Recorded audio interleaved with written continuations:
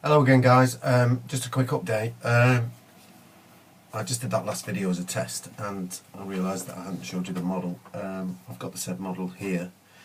It's more or less an out of the box build with a couple of little modifications. I don't know how well it's going to be shown up here, but as you can see I've done the diorama with the mud. Like I said, primarily out of the box. The only things that I've done is this cabinet here, which I did with a gaslight mantle. Basically cut the wicks off, and it left you with a like a mesh netting material, which I thought would be ideal. I made, you can see it, a little tank sheet, a pointer, a tank sheet here out of milliput, and that's got,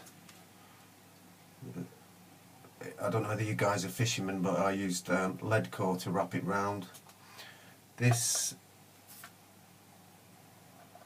little sheet here is just a bit of green nylon I had lying around. Now the tank aficionados out there will notice that it's a Don 10 reel, which was the communication cable, should be mounted inside the basket against the turret wall. However, I did use a bit of artistic license to facilitate the storage, because generally, as a rule, the guys on tanks,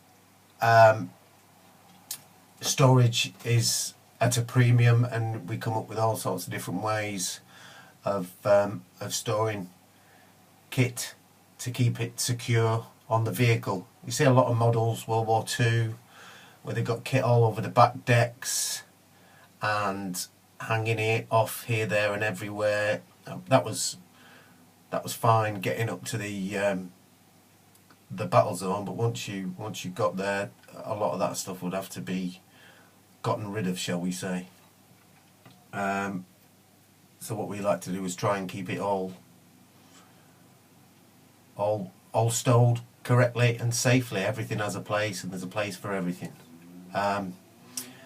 So when I did this model, I thought it was just a bit bare and I needed to do something else. So what we used to do on the Chieftains, because they were notoriously faulty and the engines weren't very good, you had to have quite a large supply of oil, and so to that end I made these two drums, one here and the other one there.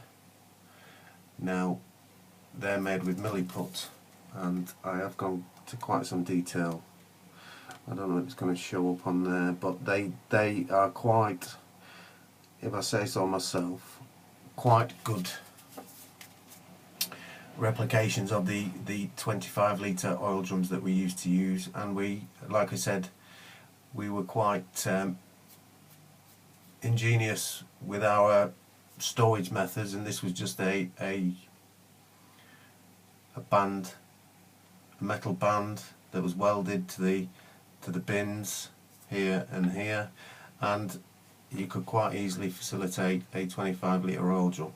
This obviously was brilliant for when you needed to get in the back decks to top your oils up. You had the oil readily at hand.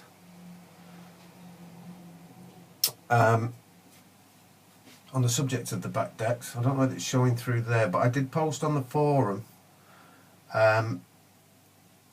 I was looking at how I could get this effect here. If you see, it's still wet and shiny, because, like I said, because of the reliability of these vehicles, there was quite a lot of leaks. And what used to happen when it rained, or when you went through deep puddles, all got splashed in, the water went into the decks,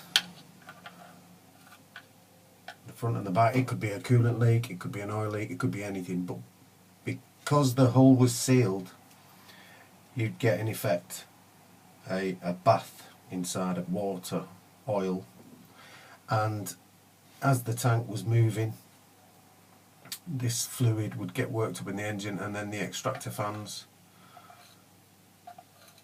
would blow all of the said mixture out of the back. So the back decks on Chieftain were notoriously dirty and shiny with oil. So to try and replicate that effect, because every wash that I tried tended to dry, dull and matte. So what I did in the end was I mixed olive oil with black pigment, and I think it has worked to a certain extent. I mean, it's not a perfect representation, but it does the job. So for a first attempt,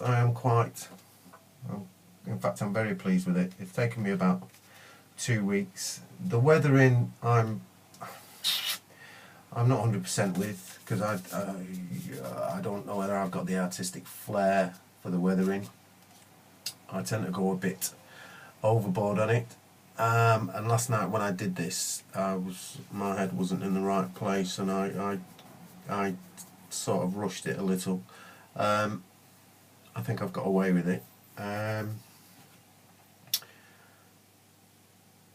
The mud is nature's own from the communal garden downstairs, and that was the only anal thing that I did was I did sift it. It was quite dry. I put it through a sieve, and that gave me quite a good medium to work with. So I then just played with the consistency with a PVA mix, and I think it doesn't look too bad. So on that note, I shall say goodbye, and hopefully speak to you soon. Ciao.